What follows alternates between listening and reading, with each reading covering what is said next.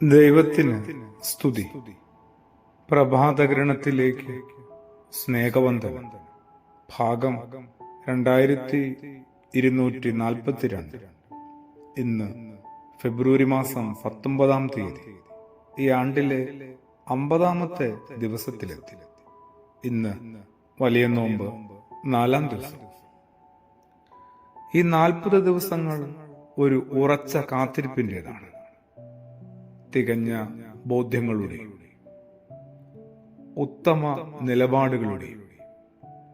ഉൽപ്പത്തിയുടെ പുസ്തകം 8-ാം അധ്യായത്തിൽ വായിച്ചിട്ടില്ലേ? 7-ാം മാസം 17-ാം തീയതി പെട്ടകം അരാരത്ത് പർവ്വതത്തിൽ ഉറച്ചു. 10-ാം മാസം വരെ വെള്ളം ഇടവിടാതെ കുറഞ്ഞു. 10-ാം മാസം 1-ാം തീയതി പർവ്വത ശിഖരങ്ങൾ കണ്ടു തുടങ്ങി. 40 ദിവസം കഴിഞ്ഞ ശേഷം നോഹ താൻ പെട്ടകത്തിന് ഉണ്ടാക്കിയിരുന്ന കിളിവാതിൽ തുറന്നു.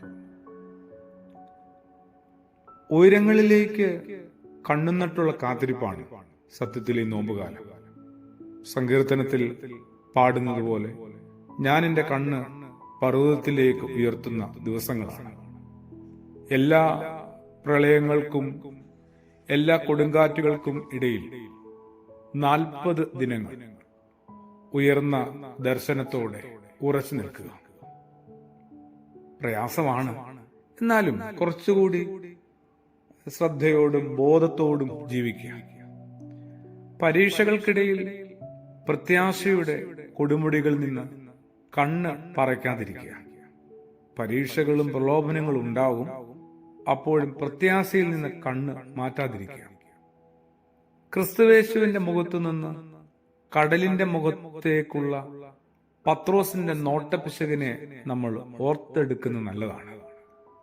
ആ നോട്ടപ്പിശകാണ് പാവം പത്രോസിനെ വെള്ളത്തിൽ വീഴ്ത്തുന്നതും താഴ്ത്തുന്നതും ഒക്കെ. ശരിക്കും ആലോചിച്ച്, പ്രശ്നത്തിന്റെ മുഖത്തേക്കാണ് പത്രോസ് നോക്കിയത്. എവിടുന്നാണ്? പരിഹാരത്തിന്റെ, ആശ്വാസത്തിന്റെ, പ്രത്യാശയുടെ മുഖത്ത് നിന്ന്. തീർച്ചയായും നമ്മളും പരിഹാരത്തിന്റെ മുഖത്തേക്കല്ല പലപ്പോഴും നോക്കുന്നത്, പ്രശ്നത്തിന്റെ മുഖത്തേക്കാണ്. പ്രശ്നത്തിന്റെ മുഖത്ത് നിന്ന് പരിഹാരത്തിന്റെ മുഖത്തേക്ക് നമുക്ക് മാറി നോക്കാം. അങ്ങനെ നമ്മുടെ ആകുലതകളെ നമുക്കൊന്ന് അകറ്റാം. 40 ദിവസങ്ങൾക്ക് ശേഷം നോമ്പിന്റെ കിളിവാതിലുകൾ തുറക്കുമ്പോൾ 2 സാധ്യതകളുണ്ട്. വീണ്ടും പഴയതുപോലെ മലിനതകളെ തേടുന്ന മലങ്കാക്കയാവാനായിട്ട് സാധ്യതയുണ്ട്.